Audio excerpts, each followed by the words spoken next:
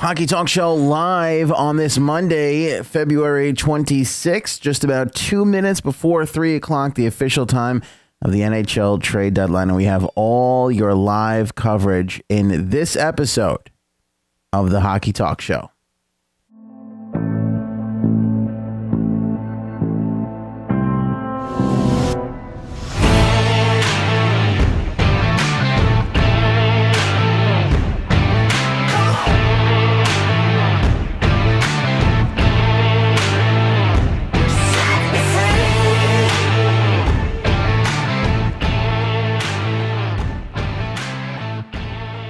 Bring it on in for the real thing. Hockey Talk Show live on this Trade Deadline 2018 edition. And we've got some moves. Certainly some of the names that we thought we were going to see traded have been traded within the last hour.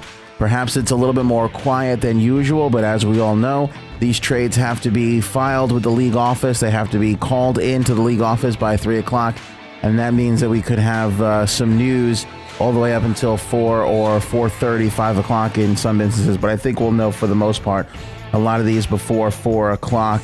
And we'll get to some reactions. We'll analyze some of these deals. We've been here.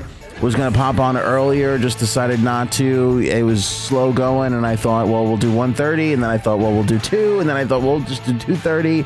And here it is, and it is just about 3 o'clock in the East. And we're coming on because I wanted to give a little bit of time for all these moves and deals to develop. And I certainly think we're going to see a little bit of a flurry here.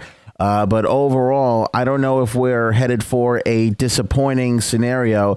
I guess it really just depends on where you were at and what your feelings were towards this deadline here, what you thought was going to happen, whether or not you thought that this was a successful trade deadline. I will say comments from the get those comments going right away. I'm going to address some of the issues. I feel like more than anything, there's a lot of anger. It feels just checking Twitter and Facebook and everything else feels like there's just a ton of anger out there. And I would understand that, understandably so, because there has been a lack of moves for the most part. I mean, it has been fairly quiet, and there hasn't been a lot of maneuvering around. So I would understand if, certain fans of teams are upset that their team didn't do more than what they felt they should have done. I also am seeing some, upset fans in the other direction saying, why didn't my team trade more people? Why didn't my team dump more of the moves? You have some of these teams, the Rangers and the Devils, the Rangers, the Montreal Canadiens, so on and so forth, that were supposed to be huge sellers. Erik Karlsson, the Ottawa Senators, and a lot of their fans saying, well, why hasn't there been more trades? I will say it is early, even though we're 2 minutes past the trade deadline right now as we speak. And there are certainly some more deals that can come and trickle in, and we'll have them for you, of course, live right here. But if not, we'll spend this time recapping some of the deals that were done. And what I think is going to be kind of interesting here, some of the deals that necessarily weren't done today, i.e. Karlsson, Ryan Mcdonagh. Right off the bat, let's talk about the huge names. I do think it's interesting that Karlsson to Vegas has really sort of caught some fire here. As it's become evident, it was what we've talked about in the last couple of days on the Hockey Talk Show, the idea of these GMs wanting to get out from underneath some of these bad deals becomes more and more important to them. So in some cases, more important than draft picks. As I said, they'd rather get out of this deal than get another second or third or first or whatever it is. We're starting to see some of those moves come into play. And as it seems with Karlsson, the idea that you have to take Bobby Ryan really became very attractive for the Ottawa Senators and Pierre Dorion, who did not acquire Bobby Ryan. That was before his time with the franchise. And, wants to get him off his plate. Vegas has really heated up and become part of that option. And as we've seen, there's been a lot of buzz on that today. And what I think is interesting is even if he doesn't go today, even if that doesn't get announced right now at this moment, I think the idea of Erik Karlsson becoming a Vegas Golden Knight has really sort of risen to the top. This, to me, is a deal that can definitely be done before the draft in June, and I don't think anybody would be surprised. That idea of, Ryan needs to go with him. They need to get out from underneath it. And then you do whatever you do with Ryan. You bury his deal. You buy him out eventually, or whatever it is that you do, and then you pay him the money, anyway. That's not a move that the Ottawa Senators are going to be doing. They're not a kind of, endless amount of funds team where they can pay somebody $7 million to not have them on their roster and bury their contract in the minors. But certainly for Bill Foley, that's possible. And even though Vegas is great, and, do you want to really mess with this decor? Nobody's going to argue with the fact that you can pick up an Erik Karlsson out of the deal and improve your squad that much better. So I think even if this doesn't happen today, I think the idea of Erik Karlsson going to the Vegas Golden Knights really was sort of planted in a lot of people's minds today. And I think that's the deal that Pierre Dorian and, George McPhee are going to be looking at moving forward. So again, even if Karlsson's not moved today, I wouldn't be surprised if Erik Karlsson is the Vegas Golden Knight in the offseason. Now, tons of things can change. The Rangers could step in. Again, I've said this before a billion times. If Mcdonagh doesn't go, Mcdonagh for Karlsson seems to be like a great hockey trade to me. Easier for Ottawa to sign Mcdonagh. Karlsson can get all the big bucks he wants. Rangers are no strangers to throwing money his way, or anybody's way for that matter. And I think we're starting to see a couple of deals come in here last minute. So we'll cover that for you as we go. Vegas Golden Knights fan here. No one is paying for Bobby Ryan's contract to 2022. I pray Vegas doesn't take the anchor that anchor contract. 7.5 until 2022. On top of Karlsson's 6.5, which he's going to be up around 10, probably not 14, but 10 for sure. And it looks like the Golden Knights have acquired Thomas Tatar from the Red Wings. That's a great deal. I don't know what they've given up, but Tatar is a great deal. He was one of the players I had on my list here as far as names that we thought were going to go that haven't gone just yet. So I don't think that. Here's the thing, though, you got to keep in mind, and I don't know how many buyouts now or retained salaries they're going to have. Vegas, I don't have that info in front of me right now. But Penguins acquiring Josh Juris from the Flames. All right, so we're starting to see some things come in here, which I expected, which is why we wanted to hop on here just before the deadline expired.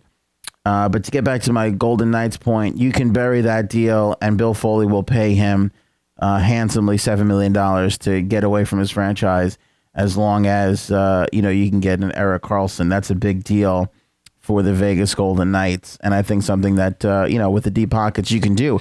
Like, there's one thing to be said. It still matters how much money you have. There's a salary cap, and it's very much so a better league today than it was years ago. But that doesn't. There's no salary cap on how many contracts you can bury, how many guys you can pay to not be on your roster, how many scouts you have, how many coaches you have, how many video equipment, coaching, technology things you can bring. There's still no cap on that, and we're seeing some of the franchises that have a little bit more deeper pockets, really sort of using those things to their advantage. So good on them, and good on Vegas if that's something that they can do. Let's see here. Chris, this hasn't been a great deadline considering all the hype, so many supposed players to be moved. I will grant you that. Again, it's not over yet. Still going to be a lot of deals that are going to be announced, so we'll wait and see there. Jets won the deadline to me. I'll tell you what, the Jets pulled off the surprise move in this deadline. Let's talk about Paul Stastny. No move clause. Didn't think he was going to be one of these players that goes. Zero buzz around his name, and he waives his deal to go to the Winnipeg Jets. And I think, we talk about frustrating fans. Fans of the St. Louis Blues must be damn frustrated today to wake up and, open up their newspapers or their IMAX and see, hold on a second, my team, who's 1 point out of the playoffs, just gave away Paul Stastny. Now, granted, he's not the Stastny of old, but he still has some fairly decent, fairly decent stats. Forget that for a second. It looks like the Rangers have sent Ryan Mcdonagh to the Tampa Bay Lightning. All right, this is developing right now as we speak. It is pending a trade call with the league. That, of course, is if it's come in, but it looks like the Ryan McDonagh saga has come to a conclusion, and he goes to the Tampa Bay Lightning. I honestly didn't think that this move was going to happen. Unbelievable. Just as I thought, we were going to see a flurry of moves here, and we've seen Thomas Tatar go to Vegas, and we've seen Josh Joris on the move, and now the big name of the day, Ryan McDonagh, will be a Tampa Bay Lightning, moving on from the New York Rangers. I honestly didn't think this was going to happen because just moments before we jumped on the air, I had heard that the Rangers were on a bus and ready to go to the airport to start their road trip. They're on a 3-game road trip. And I would assume that by this point, if you're packing your guys on a bus, you watched everybody get on that bus, and there was no word of Ryan McDonagh being left behind. I would assume that the Ryan McDonagh deal was going to be a dead one, but it looks like McDonagh to the Lightning, and we'll wait on what the return is, as it usually is. It takes a little while to get these returns, but everybody's so interesting to break the news. So there you go, McDonagh to the Lightning. I am just curious as all hell to see what that return is. Joe, not very happy with Snow. We need a new general manager. I'm going to devote a good amount of time, Joe, so stay with us, to Garth Snow and his inability to make a move. I'm also sort of waiting just to see, if there is something that had trickled in that we didn't hear of, because I'm upset with Garth Snow for several reasons. And one, his inability to make a trade, and two, the fact that he passed on a waiver pickup, which I thought was a no-brainer. But we'll save that for another moment. Let's see here. Liz looks unhappy with the McDonagh deal unless Dubinsky is coming back. Let's see here. Ducks GM just sitting on his hands, shaking my head. Tim, you got you made a big acquisition today. Let's not act like Jason Chimera is not right there underneath Erik Karlsson. I feel you, man. I actually think Chimera is a good pickup for the Ducks. I think Chimera's got a little bit more left in the tank. 20-goal scorer last year, came on late in the year. Could definitely help the Ducks and their woes in the latter part of their lineup, bottom 6 part of their lineup. Boy, things are kind of heating up here a little bit, aren't they? Oh man, I think we're gonna have some. I think we're gonna have some more moves to talk about. Really excited about this.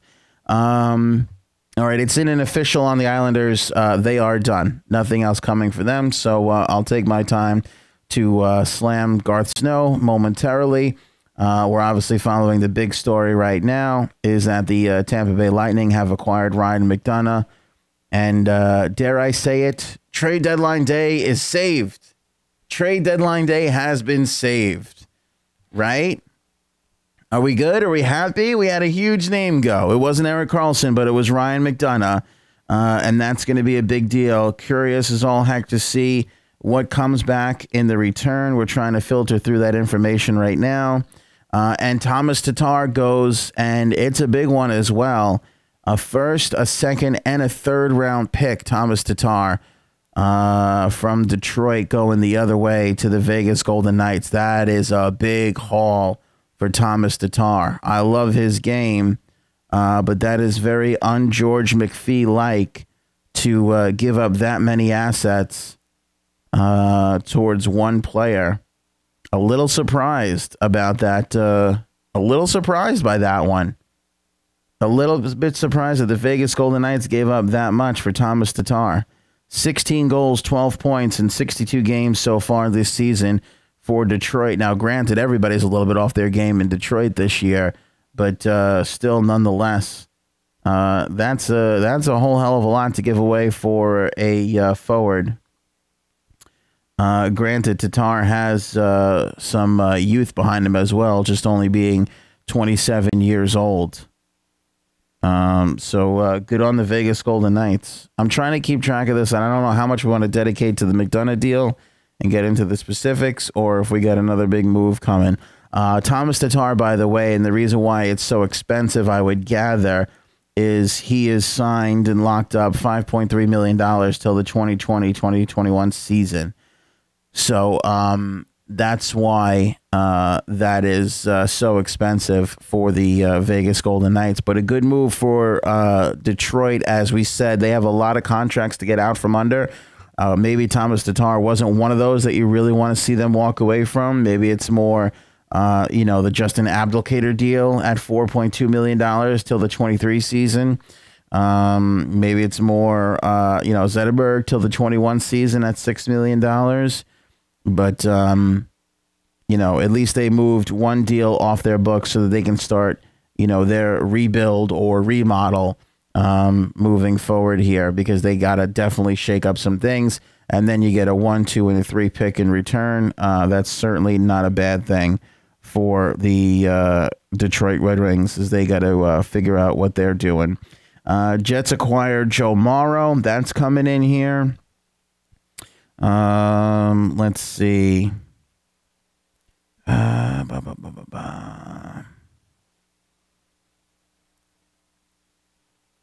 Let's see if we still don't have many of the details for Mcdonagh.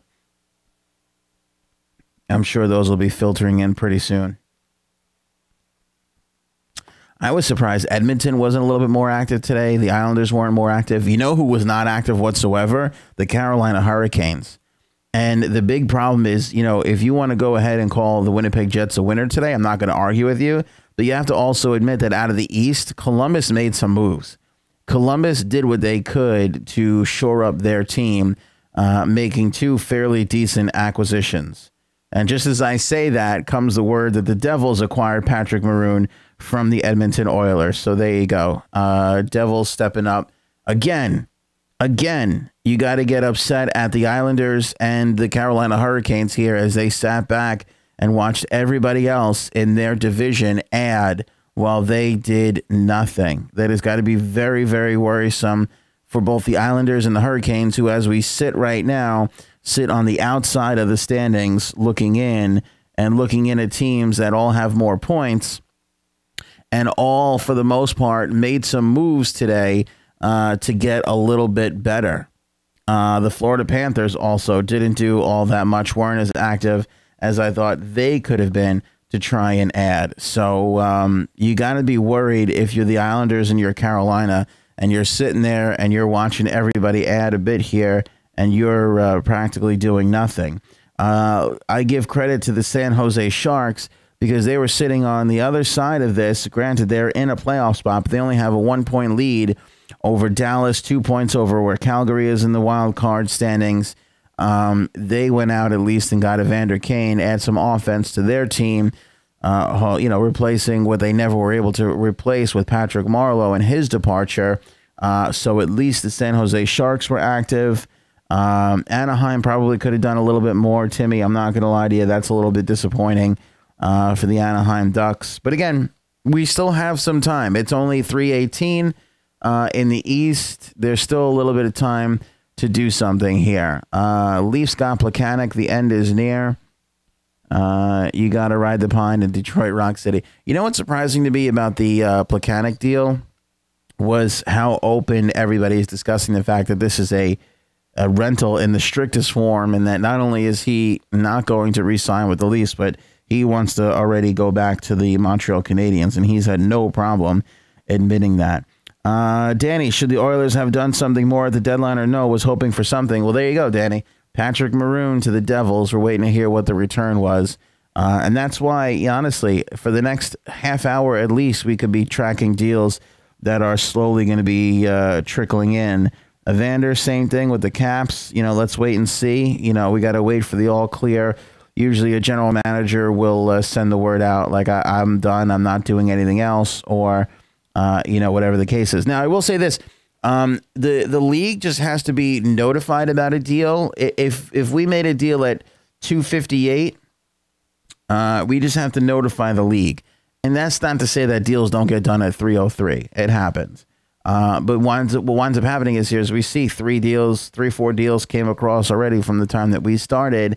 These trade calls take a little while, and then things get a little backed up. So as long as you notify somebody at the league, like, hey, we have a deal done, we got to get a trade call. As long as you're in line for a trade call can happen after the 3 o'clock time, as long as you've taken the proper precautions to notify the league that,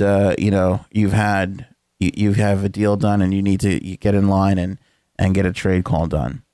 Danny, answer to my prayers at the last minute. Yeah, there you go, buddy. That's how it happens. That's why it gets nuts at trade deadline day. But circling back a little bit, and this is going to be a little bit of a scattered show because, as you know, this is those rare occasions where information is coming in immediately. I think this becomes a big deadline day because of the Tampa Bay Rangers trade. Because you see Ryan Mcdonagh go, I think it becomes a big deal because you have a first, second, and third round pick go for Thomas Tatar. It's a pretty big deal.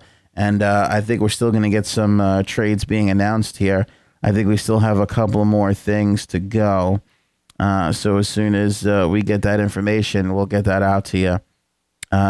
Jets get Joe Morrow from the Canadiens for a 4th round pick in 2018. A lot of conditional picks being thrown around. I've noticed that lately in the league.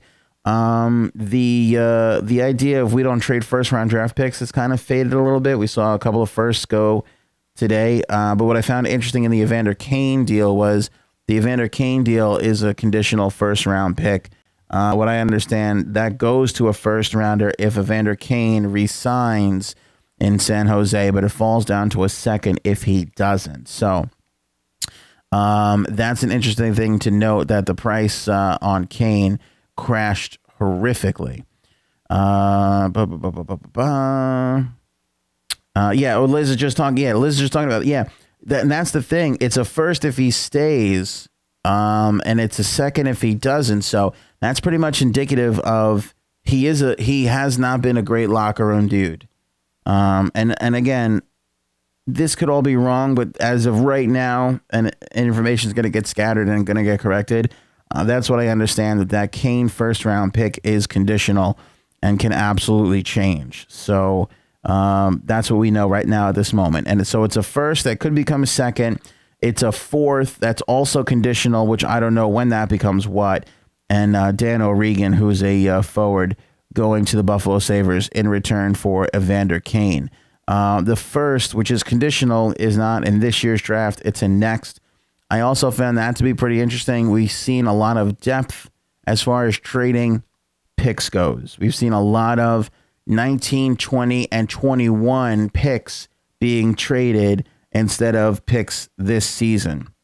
So not a lot of immediate returns for some of these players as we've seen in the past. I don't know if we've ever seen more future picks being moved than what we're seeing right now. So maybe we'll just do a gigantic recap and give you some quick thoughts on this. Again, questions and disgust and whatever you want to throw my way, throw it my way, because I want to know what your thoughts are, and we'll address as much of it as we possibly can. Dustin, Stars did nothing. Facepalm. You could add the Dallas Stars to my list of disappointments for the day today, right next to the Islanders, right next to the Carolina Hurricanes, right next to the Anaheim Ducks. All minor moves, if you will, but all certainly not these, these big time deals you wanted to see some of these guys make. And again, it's 3:23 in the East right now at the time that we're doing the show live here. And, we could still see some other announcements being made. But, Carlson doesn't go. Hartman doesn't go. We certainly had some guys that didn't go. And then we certainly had some surprises that did go. which obviously Stastny was going to be the highest on that list as soon as he went. There wasn't going to be much changing that deal around that. Like, nobody saw Paul Stastny going anywhere, and it would be rare to see a name go along that's going to be bigger than Stastny. Again, Mike Green not going anywhere. I want to spend some time on Mike Green. Toronto fans are going to be upset by this. Apparently, there was some heavy discussions to send him to Toronto, and he did not want to go to Toronto. He had some control over his name. As per Darren Dreger, JT Miller also going to Tampa in the Mcdonagh trade, and we don't know who's coming back in return. Liz, JT Miller going with McDonagh. Why couldn't they take Hayes instead? I do not know. That is a great question. I did say, and I have said for quite some time now, that Hayes, Miller, VC, these guys are all the same player, and you can't have this many of the same type of player underachieving together. So you got to move somebody out, and it looks like it was Miller who drew some interest as opposed to Kevin Hayes. I'm pretty surprised, though. I mean, I'm looking at this now, and I look at the Tampa Bay Lightning, and who are they giving up in return for McDonagh? Like, don't get too upset just yet, Ranger fans, because if you have Sergachev coming back your way, you should be damn excited. You should be damn excited. If it's Schuster coming back the other way, you could be upset. Feel free to throw something at the old TV screen there, or computer screen, or whatever you're watching on. Pacioretty doesn't go anywhere. Now we're hearing that the Habs are done as well. So that's pretty significant as far as one of the names that don't go anywhere. Boy, I'm just curious to see these details on this Tampa Bay deal. Who does the Tampa Bay Lightning give up on this? Could be a slew of firsts. Could be just a bunch of their prospects. Perhaps none of their starting, none of their starting lineup goes. I shouldn't say starting lineup. I should say active roster. Perhaps none of their active roster goes. But I'll be damn curious. This will be a fun game to play for the Ranger fans. Who do you want to see coming back in return? Yanni Gourde? You want to see him come back? Braden Point? You'd be excited about Braden Point, right?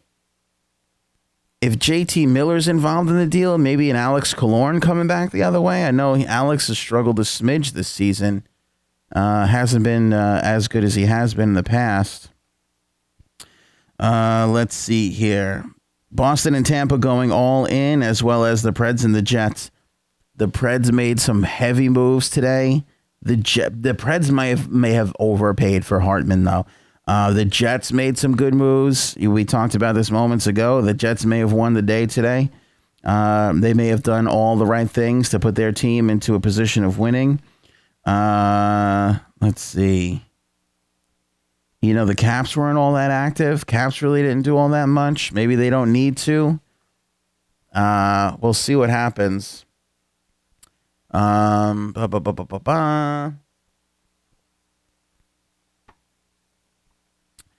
right, while we're waiting for the Ryan McDonagh details to come filtering in, we think JT Miller's a part of it. Let's go over and recap some of the deals. We'll move through some of these slowly. Is this right that the Devils only forked over a third-round pick for Patrick Maroon? That's a steal. Yep.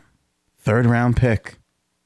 That's a steal. Not that Patrick Maroon is all... Honestly, I never thought Patrick Maroon was all that great. I thought he was the beneficiary of playing with 97.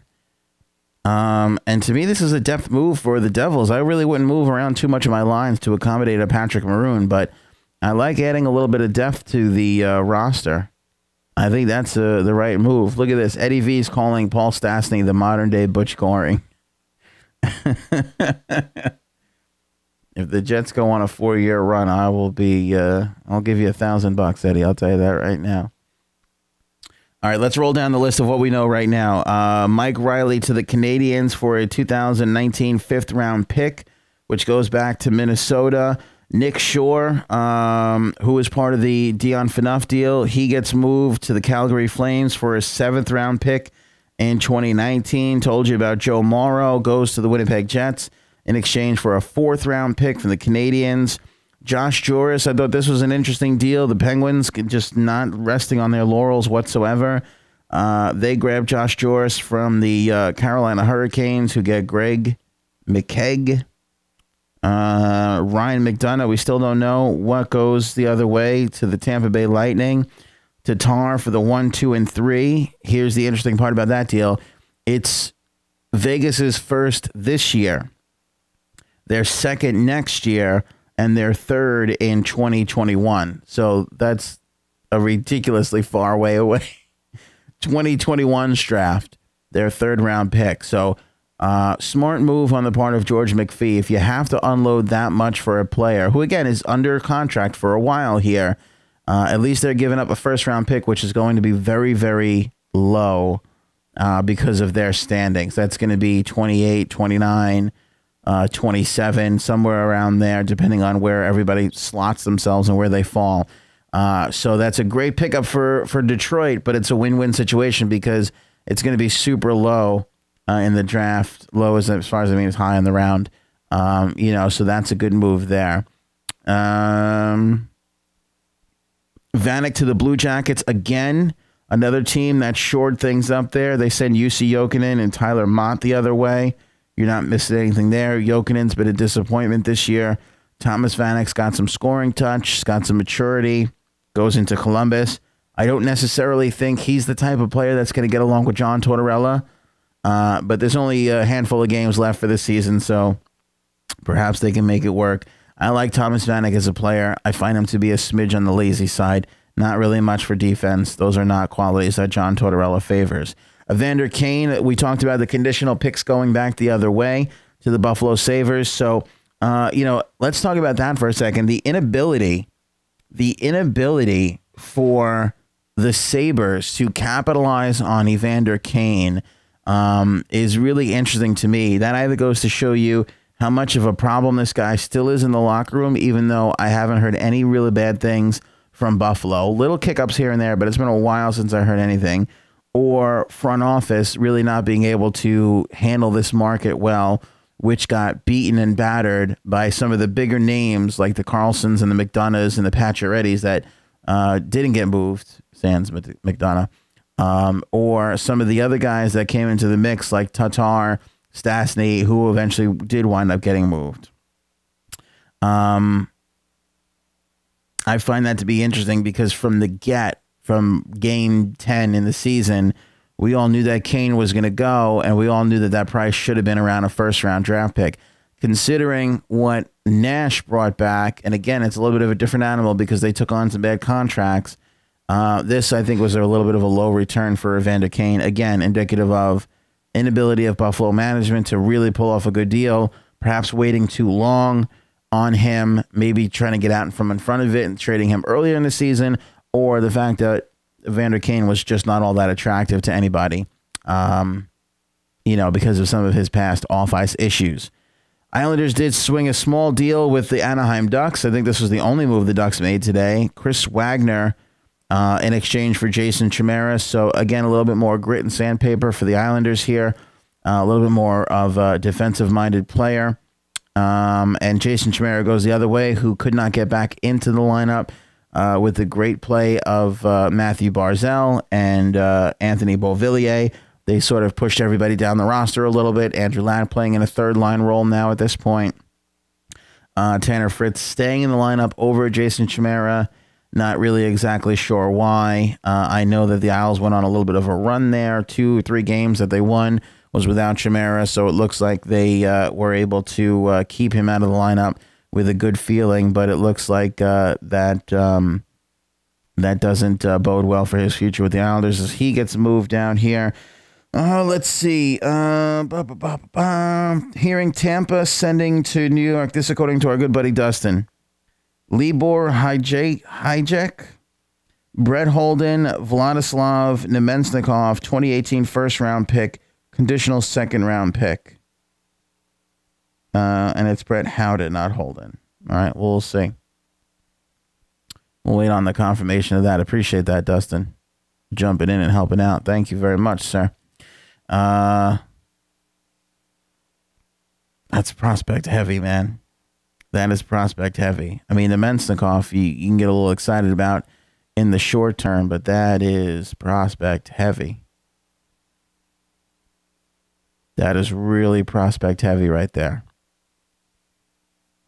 Not as much as I think that one should get. Although, you know what, we do need to, even because it's the biggest deal of the day, doesn't necessarily mean they had to trade more. You know what I mean? I mean, you get what you can get. The Mcdonagh, 20 goals, 24 assists.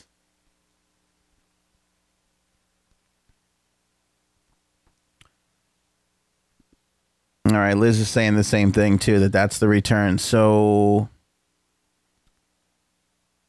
Nemensnikov and the first round pick, obviously, and the second round pick are the big attractions to this deal right now. The other pieces are future pieces.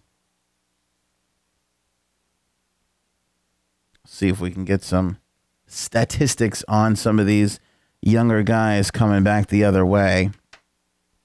In case you're just joining us, we're doing some live coverage here of the trade deadline, and we hopped on just before the deadline came to a close where there wasn't much going on, and since we started about, how long are we running for here? 37 minutes. We've seen some pretty big deals, some pretty big names being moved around, with obviously Ryan McDonagh being the biggest one out of all of them to be traded.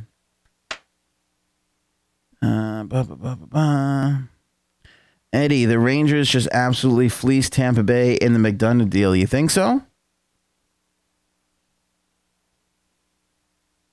Is it Brett Holden or is it Brett Howden? I think it's Howden. I think Dustin had it right. Yeah. I think it's Brett Howden. It's Brett Howden.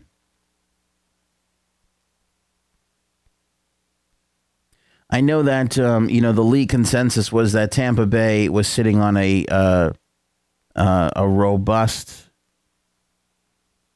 prospect pool. And we'll see if these guys... It is Howden. Thank you, Dustin. We'll see if these guys are fitting into part of that. Let's see here. Libor Hajek. I hope I'm saying that right. It definitely doesn't look like I'm saying that right, but I hope I'm saying that right.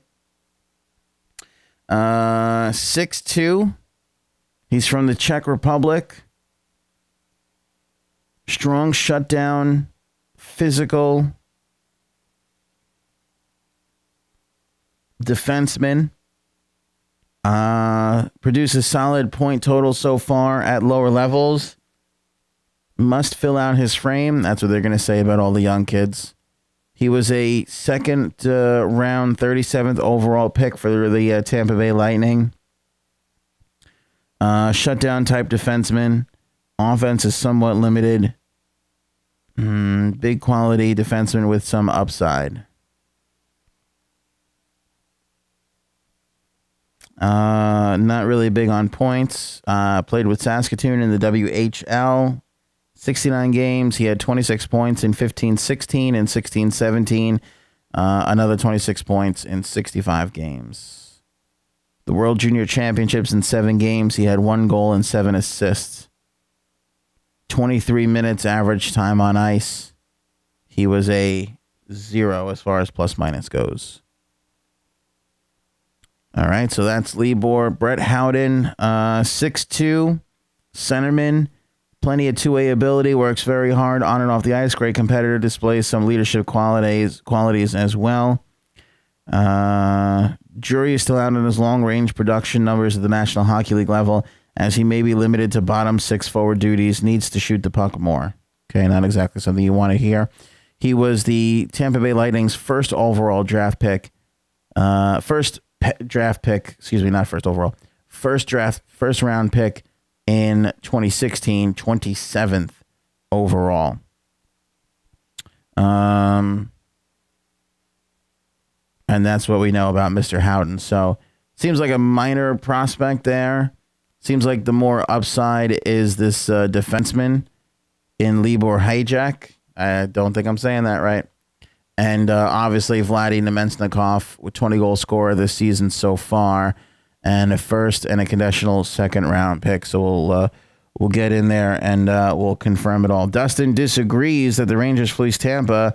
If it were only Mcdonagh, then maybe, but it's JT Miller as well. That's right, JT Miller going the other way. Well, it looks to me now that you need something to replace Nemensnikov in the lineup, right? So that's probably where JT Miller comes into the mix.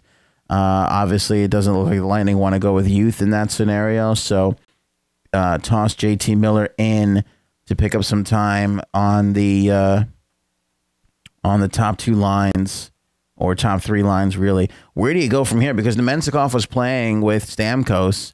Do you move Kucherov back up to that line, though? I wonder. Where you go from here.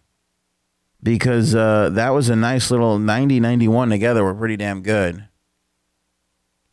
Miller's 24, left winger, 13 goals, 27 assists. Yeah, I could see them bringing up Kucherov and then maybe slotting Miller in, or maybe you give Yanni Gord a little bit more of that second line time. Maybe you try and get Tyler Johnson jump started late in the season, and you slide JT Miller into that third role. I wonder. They don't touch any of their defense. God, Jesus. Where is Schuster out then? Like, where? Look at this defense. Victor Hedman, Anton Strawman, Mikhail Sergachev, Dan Girardi, Braden Coburn. Schuster's there, but maybe he's the odd man out now with Ryan McDonagh. Holy crap. You have a defensive core that rivals the Nashville Predators at this point. That's a sick defensive core. Holy cow. No news with Green. I think he stays put, Chris. Thanks for checking in, man. I think Green has stayed put. Green wanted to go. I think Detroit wanted to ship him off, and it looked like it was going to be the Toronto Maple Leafs. But he put the poo-poo on that. He poo-pooed that. Uncle Buck, win for Tampa because they didn't have to give up Point, Sergachev, and Foot. It's true. They kept some of those bigger prospects and some of the big young guys that they have with them. Point, Sergachev. Erik Karlsson has not been moved, and I don't think he will be. I think we would have heard that name by now. It's 342 in the East. I think Erik Karlsson, we would have found out by now if he was on the move there. I haven't really given an opinion on this Tampa Bay deal because I'm thinking about it. I need to get all the information. What I want to know right now, what I'm looking for, in case you're curious, is I want to know how much term Nemensnikov has on his deal, because to me, that means a lot. That's a big consideration for this move, because if you have Nemensnikov for a couple of years, the Rangers didn't exactly walk away with nothing. And let's not forget, let's not romanticize things that McDonagh, although great overall, has fallen off quite a bit over this last season plus.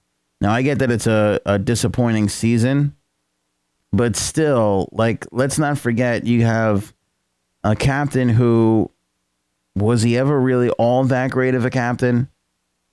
And again, this is gut check time, Ranger fans. Was he ever really all that great of a captain for you? I'm not doubting he was a great player. He certainly was a steal early on. He was certainly great during their run. But again, this might be Gordon just saying, I'm gonna cut bait here and move on, because he might see a decline in this player. And maybe he's not really fit to be in that captain role, that one a defensive role, where now in Tampa, he doesn't really have to be because he's slotting behind, Victor Hedman. I don't really know. What's funny is like cap friendly updates so quickly. I don't really know where to check for Nemesnikov in Tampa or with the Rangers. All right, Nemesnikov is a restricted free agent, making 1.93 for this season. So he'll easily be. You could easily re-sign him. At least you have control over his rights. I don't know if he's can file for arbitration. I don't know about the technicalities in that. That has a lot to do with a lot of different things that we can't actually get information on right now.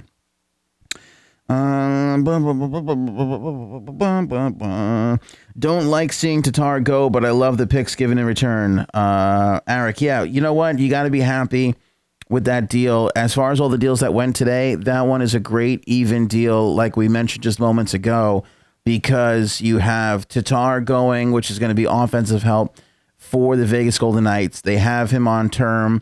They have control of him for a couple of years. He'll give them a little bit more offensive punch, which they could use. I know that they win a lot, but they really are a defensive all-around great team. They're not an overpowering offensive team like you see some of these teams are. So adding a little offense to their mix, not necessarily a bad thing whatsoever. And like I said, for the Vegas Golden Knights, it's great because A, you get the control, A, you get the player, and B, on the other side, it's great for Detroit because they get 3 picks, but they also spaced it out for Vegas. So it's a 1, 2, and 3 this year, next year, and in 21, the third. So, it's not an outstanding pick. Like I said, it's going to be 26, 27, 28, depending on where everybody winds up finishing here. Because, Vegas is going to finish so high in the standings. But you still got something for a guy who, like I said, was he necessarily the first guy who would have traded off of Detroit? No. But we all know that things have to change there. So you got to make the move that you got to make the move. Joe, I'm shocked the Maple Leafs didn't get a defenseman. I think they were in pretty heavy on Green, who declined to go there, Joe, to answer your question. And I think that they did make a pitch for Ryan Mcdonagh. I heard that they were very involved in the Mcdonagh deal. But as you can see with Tampa, they just have more assets that they can send back.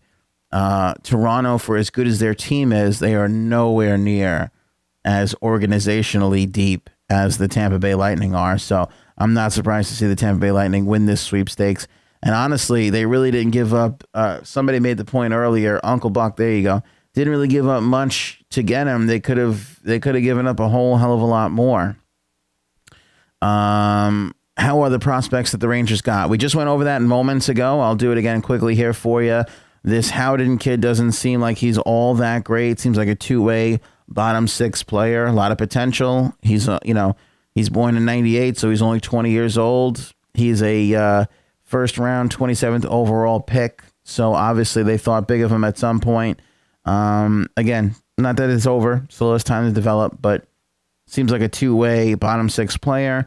This Hayjack kid seems to be a little bit more of the grab, with a little bit more of an upside to him with a shutdown defenseman. Gorton picked up a bunch of defensemen there. O'Gara, this kid. There was 1 or 2 others that he grabbed in the meantime.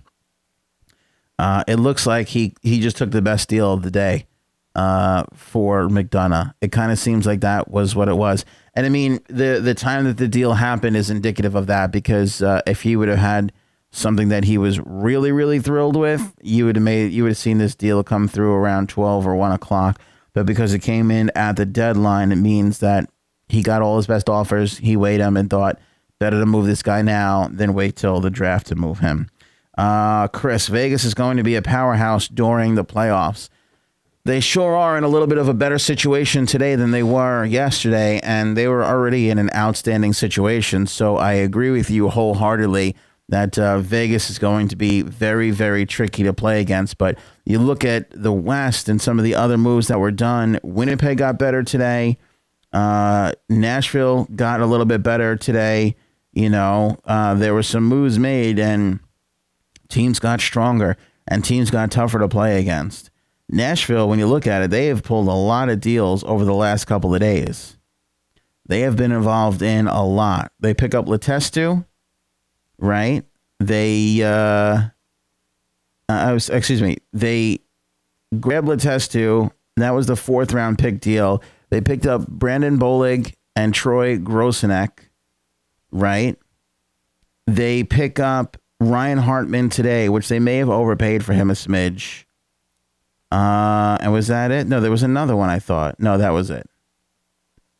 That was it for the Predators.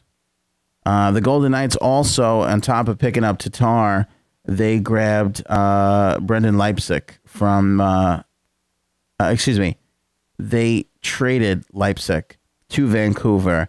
There's a connection there between Leipsic and Travis Green, and they picked up Philip Holm in a sort of a minor deal today as well. So Vegas was definitely active in their day today, but obviously Thomas Tatar being the big deal for them. I thought Thomas Tatar would move, and I thought he would be a great acquisition for anybody who got him. And it's great to see it's the Vegas Golden Knights because, as you know, I picked them to go to the Stanley Cup final coming out of the West, and George McPhee did not disappoint my predictions today. The better George McPhee is, the smarter I look for making that dumb prediction. Predators are also said to re-sign Mike Fisher for the remainder of the season. He couldn't sign today. I thought he did sign. Did he not sign? I believe they did sign him. I find it hard to believe that they didn't. He's not playoff eligible if he doesn't get signed today by the deadline. So obviously everybody's following all the deals, and the Mcdonagh deal and everything like that's going to be all the hubbub. But as things calm down, we'll be able to dig a little bit deeper into some of these other moves. But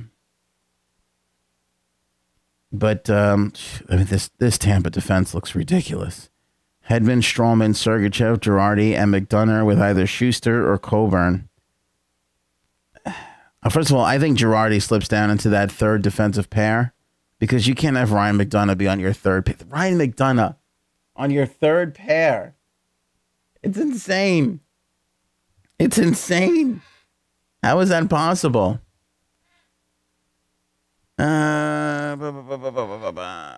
I mean, he can't sign to Monday, but the 26th? No, I think today. Well, today is the 26th. Joe, you're losing me here. Are you drinking? Because if you are, let me know. Here comes Austin, big Bolts fan, very happy. We did it. Easy, Austin. There's a lot of Ranger fans watching the show right now. You might get beat up. Why would the Rangers put JT Miller in the deal, promising young forward? My guess is because of Nemestikov. Nemestikov is restricted, by the way. Nemestikov to me makes sense in the deal is why JT Miller, because you have to have a forward coming back in return. Why would the Lightning not go ahead and grab themselves a forward in return? Palat's injured. I don't know how long he's out for. Eric Condra's injured. Again, I don't know how long he's out for. I mean, not too long. Corey Conacher is in right now. We know he's not a steady player for them. He'll easily come out of the lineup if he has to. Yeah, I don't know. I can see people being bothered by the fact that JT Miller was put in the deal. It seems a little bit unnecessary. I totally get that. Tampa today sounds like Pittsburgh of 2013. Wait till you make the Eastern Conference Finals and get swept from Tyler. All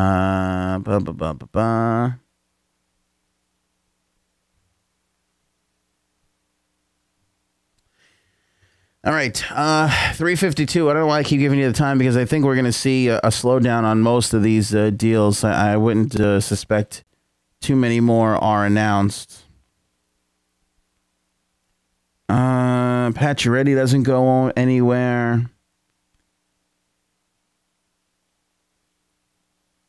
It looks like Jarmo Kekalainen said all along he wasn't going to trade Jack Johnson for the sake of it.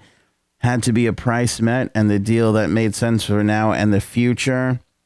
Doug Armstrong said they were close to flipping the first rounder from Winnipeg, but weren't willing to move any of the top 4 forward prospects that they have. Lamoriello is going to meet with the press at 4 o'clock, so the Leafs are officially done.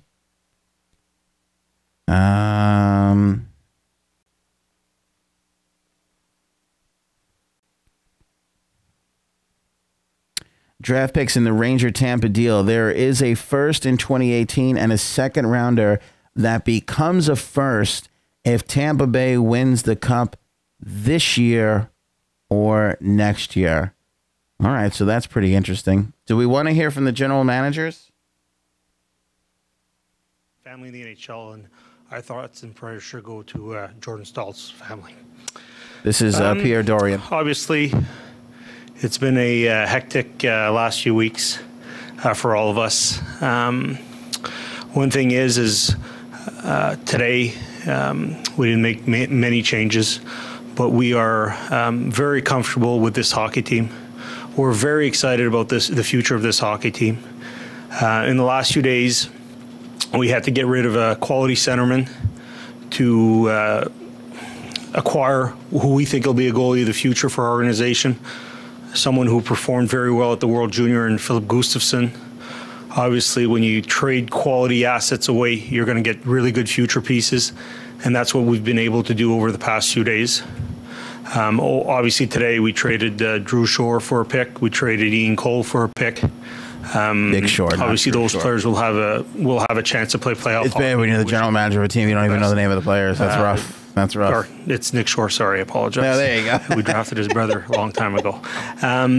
So the one thing is that, obviously this year we thought we'd be a playoff team. We thought we'd be a team that could make noise in the playoffs. And now we're in 29th place. And when that comes, there are tough decisions that have to be made. I think everything has to be reviewed. I think I fielded calls on every single player on our roster over the last few months or so. And I think we have to do it as an organization to listen to every offer on every player. The one thing about this team is I'm very excited about the future of this organization. Compared to maybe where we were a few years ago when we were at the bottom of the league, we have some special players coming. We've seen Thomas Chabot play for us, and I think he's on the cusp of being a superstar. We have players like Logan Brown, Drake Bratherson, that played in the World Junior. We have Colin White in Belleville. So we have some really good top-end prospects that we know are coming. And that excites me, but at the same time, I think there are still could be changes to come from now to September. We have to remold our roster. It's very important. Our goal here is to have a team like we had earlier in this franchise, where we knew every year when the puck dropped, the first game of the year, that we were going to be a perennial playoff team. And we're all not one to say that one year we make the playoffs, the other year we don't make the playoffs. And that's all right. We'll leave Pierre Dorian there. He's not really saying all that much. Is he going to take questions? All right, let's see. If he has a question on Karlsson, I'm sure people will ask. Pierre, how serious were the talks with Erik Karlsson and about him being traded away?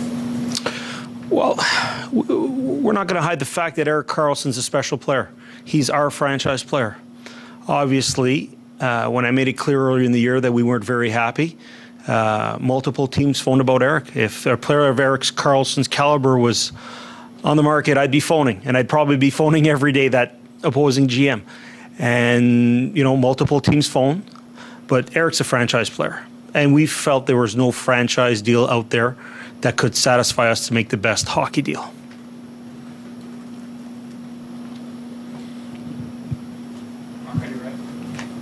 All right, so there's Pierre Dorian talking about the Karlsson deal and that there were no deals out there. Probably wanted to hear him say, Erik Karlsson's my captain and I'm not trading him. That might have been the way to go. To me, if you want to hide the fact at all that you are looking to trade your captain and you want to keep relations good and you maybe even want to strengthen relations, you might have said there, you know what, Erik Karlsson's our captain. We're not trading him. That's it. We're going to try and build around him in the future. Now, maybe you have no intentions of doing that, and I don't think that they do, so maybe you don't go that far. But you should definitely say something like, I was not going to trade Erik Karlsson, even though you listen to offers, and everybody knows you're going to trade him. You still don't have to talk this openly in the public.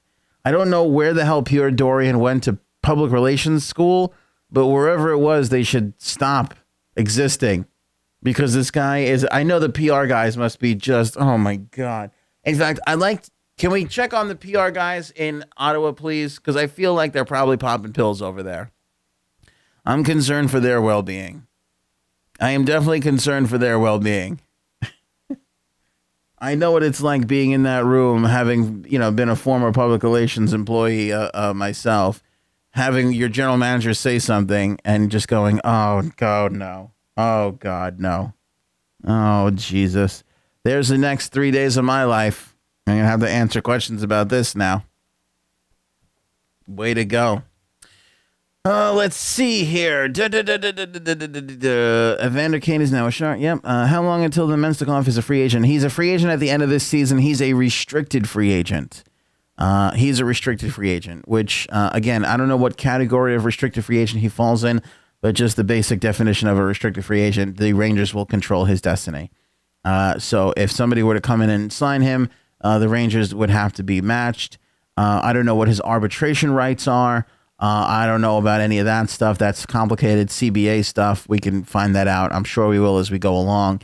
But the fact that he is restricted, it's not as great as if he had another year of term left, and it's not as bad as if he was just an unrestricted free agent. If he's an unrestricted free agent, this is a bad move for the Rangers. But the fact that he's not unrestricted, he's restricted. It means the Rangers have the ability to sign him. Now, whether or not he wants to be there or not, I don't know.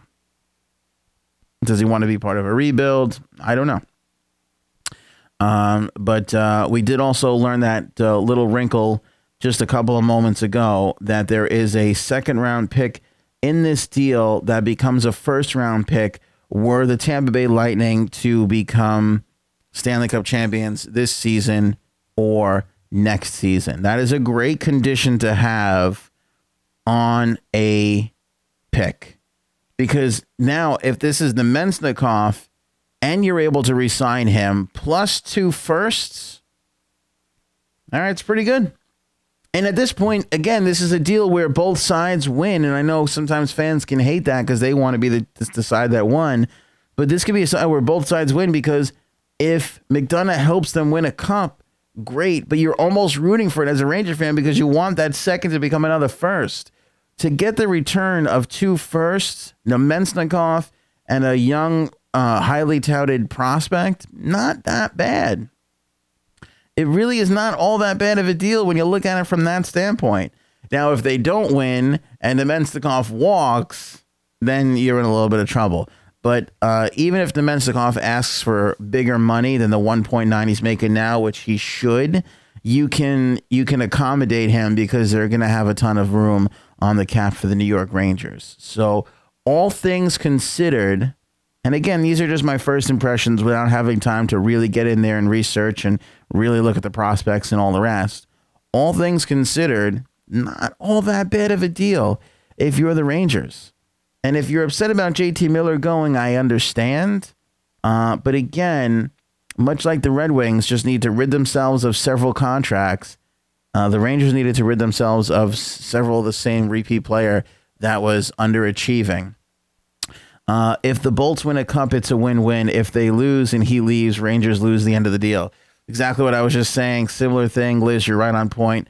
Completely agree. That's what this deal comes down to. You're really not going to be able to give this a final grade today. It's going to take a little while to grade this one out and see where these teams fall. But certainly, out of the East, the Tampa Bay Lightning have bulked up big time, and they have really solidified themselves as the heavy, heavy favorite. I applaud Columbus for making some moves. They did what they could. They brought in some of their guys. Vanek, Ian Cole comes in today. Good moves. They're trying to make a push. But when you look at what Tampa has done, adding to what they already have, and it's ridiculous. It's ridiculous. The Devils adding Patrick Maroon for just a draft pick. Pretty damn good move. It's a pretty damn good move. All right, welcome into the Hockey Talk Show. We're scattered all over the place talking about the trades and what's been a part of this Mcdonagh deal. Obviously, this is the big deal of the day. That's the big snag. I put Thomas Tatar's deal in at number 2. I put the Paul Stastny acquisition in at number 3. Tyler, are you upset with your Islanders today? Did pretty much nothing. The Islanders trade Chimera. That's a plus. From Joe. From CB, Garth Snow was playing. I don't want to repeat that. The last hour of the deadline. There might be some kids watching. We won't repeat that. My take on the Islanders is this, and I have a similar take on the Carolina Hurricanes. I don't know where the hell the Carolina Hurricanes were today, but they certainly did not send a message to their fans or their team that they were looking to add to make a run. Columbus, the Islanders, and the Hurricanes are in a similar situation here. These 3 teams sort of vying for that last playoff spot in the wild card, who probably most likely are either going to face Washington or most likely Tampa, did really little to improve their franchises. Now, I was messaging earlier with Arthur Staple and Brian Compton, 2 very wonderful guys who cover the Islanders. Brian's deputy editor of NHL.com or something crazy like that. Nice little title on what the Islanders were going to do today. And I knew that they weren't going to make any big acquisitions. Here's what pisses me off most about Garth Snow. They let Johnny Oduya go in the waiver wire. And I'm telling you, and nobody's going to make a big deal out of this, and I'm not going to spend more than 3 minutes on it. I'm really not. If you want to we're going to get back to McDonagh. But you've got to be kidding me when you have a veteran defenseman available for nothing. For nothing. And you let him go and let him slip right through the cracks. I don't understand this. On a team where they literally could have done anything. Now, they picked up this Brandon Davidson kid from Edmonton. Obviously, they pulled a deal today, but that was for a forward. So they made some minor moves, but you're essentially telling John Tavares and the rest of your franchise, meh, I believe in our team. And we're not going to make any crazy moves, and we're going to have patience, and we're building through the draft. The Islanders are going to be building. I think it took less time to build the pyramids than it's taken the Islanders to do this rebuild. Seriously, the Great Wall of China went up in half the time Garth Snow needs to rebuild this friggin' franchise. It really is. It's unbelievable. It's unbelievable. When you look at the New Jersey Devils, right? You look at the Boston Bruins, these teams that have reinvented themselves on the fly, and the Islanders are in year 9 of this rebuild. Year 9. John Tavares was drafted in 2009. It's 2018. We are in year 9 of Garth Snow's rebuild, not to mention the few seasons he had before this to put a winner on the ice. I have never seen a general manager be so mediocre and maintain his job. Joe, I think Snow's time is up. Here's why I disagree with you, Joe. You cannot. Do I want it to be up? Maybe a little bit. But you cannot fire a general manager in the midst of trying to re-sign your franchise player, especially when that general manager drafted said franchise player. You just can't fire Garth Snow in the middle of these negotiations. Can't do it. Now, I don't know if ownership screwed up. Should they have nixed him before they even started this season?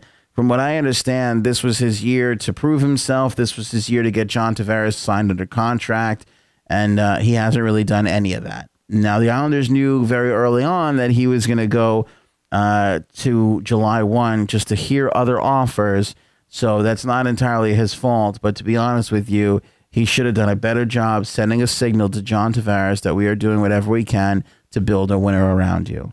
And he did not do that today. Again, he's made some great moves. The trade to get Barzal's pick, giving up Griffin Reinhart. He fleeced the Edmonton Oilers on that one. Flipping Eberle for Strome. Phenomenal move. Like, he's made some great moves as of late. But he's also sat back and kicked his heels up and thought his team was better than they actually were when they are not. And his goaltending is a problem. And it really, by rights, should have cost him his job. The fact that he's got to re-sign Tavares might be the only thing that's saving him.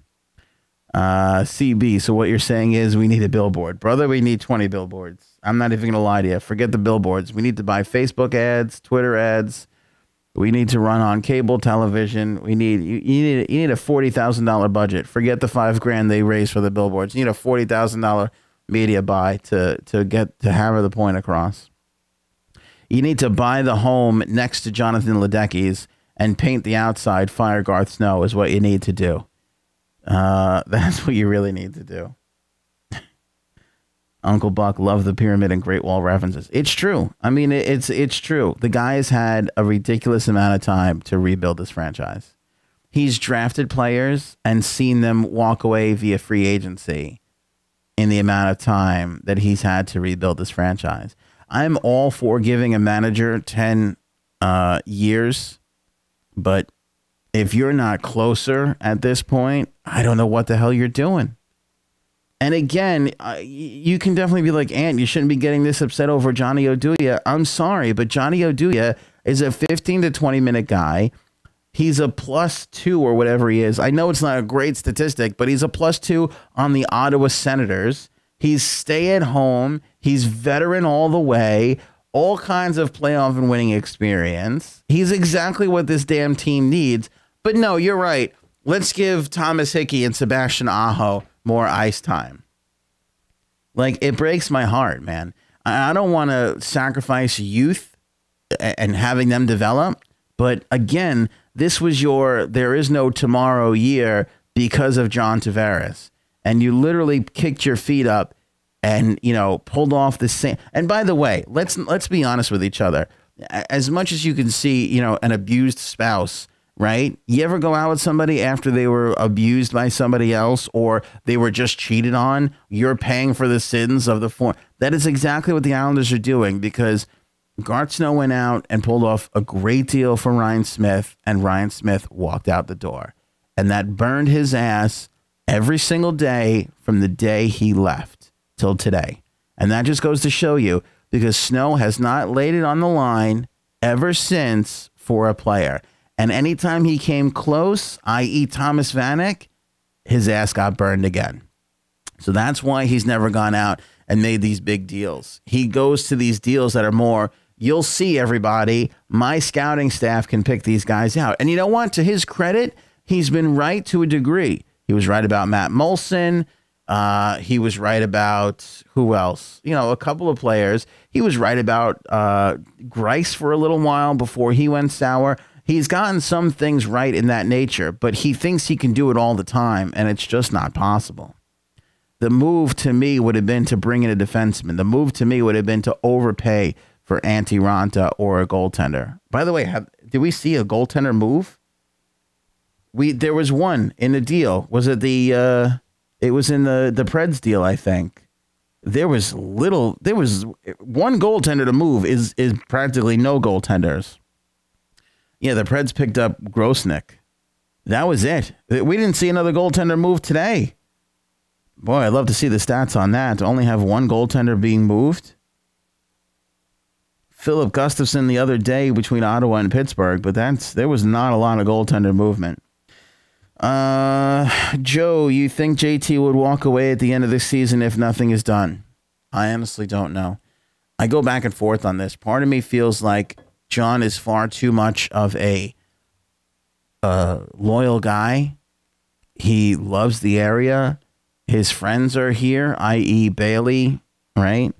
He can get as much money as he needs. And he, honest to God, does have a really good chance at winning a championship. Anybody who looks at this team knows that this is a championship caliber team with a few of the right tweaks. I mean, Tavares, Barzal, Leddy, right? I mean, Eberle. They got that Eberle, Barzal, Beauvillier line is thrilling to watch.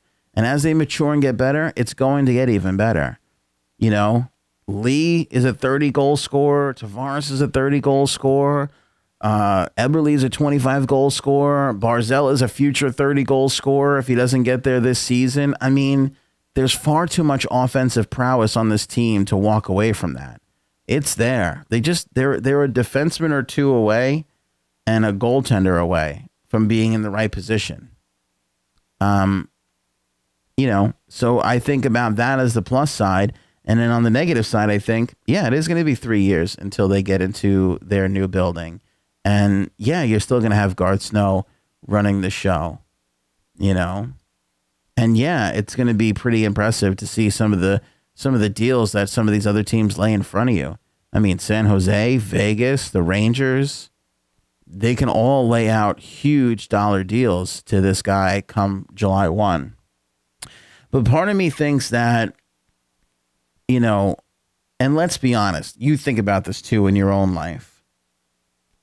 Part of me feels like it's nice to be courted, isn't it? Like, right? Isn't it like when a girl winks at you from across the room or a guy buys you a drink from the other side of the bar? Like, even though you're taken, like, it's kind of nice to be wanted. No, it's really nice to be wanted. Maybe that's just what John needs. Maybe he just wants to be courted a little bit. Maybe he wants to be winked at. Maybe in his heart of hearts wants to stay with the New York Islanders, but kind of wants to see what he'd be worth to some of these other teams.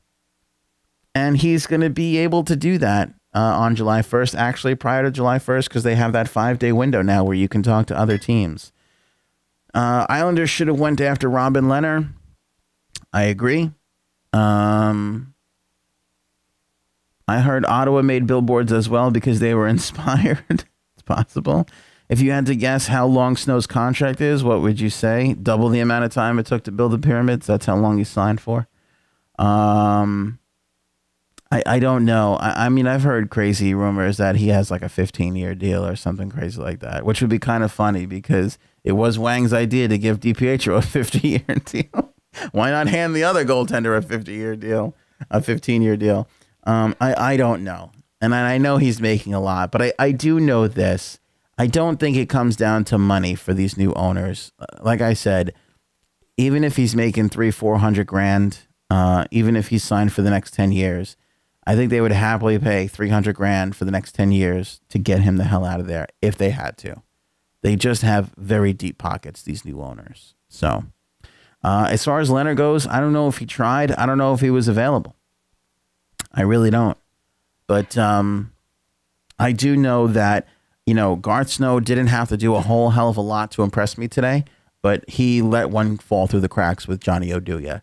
Because you can pick him up on waivers, and if it works out, great, and if it doesn't, it doesn't. But I don't know what defenseman in this Islander lineup that has given up more goals against than any other team in the East that's in a playoff spot, that they deserve a right to stay in this lineup and not have at least the pressure of being taken out because of Johnny Oduya. You don't owe Thomas Hickey anything. You don't owe Dennis Seidenberg anything. You don't owe Sebastian Aho anything. You owe it to the fans and John Tavares to put your best foot forward. And letting Johnny Oduya, I don't even care if he rots on the bench for the rest of the year, never makes it into one game. At least you did something. At least you did something. And it's not doing something for something's sake. Like Johnny Oduya, like I said, 15 to 20 minute guy, stay at home dude, tons of experience, tons of winning, +2 on the Ottawa Senators this year. I don't understand how you can argue with that logic. On Ottawa, who is a -50 in their goal differential. So you can talk to me till you're blue in the face. I don't understand why that move wasn't made, because he let Oduya slip, and now Philadelphia has him. Another team that added and bulked up a smidge heading into this year's playoffs. So it doesn't make a whole hell of a lot of sense to me. There was a great question I wanted to get to. Do you think it's possible Lundqvist gets traded in 2 years if Rangers are still rebuilding? I think it's possible Lundqvist gets traded in the offseason, this offseason. Because I believe Henrik Lundqvist wants to stay here. I believe he's Mr. New York, and I wouldn't be surprised if he stays.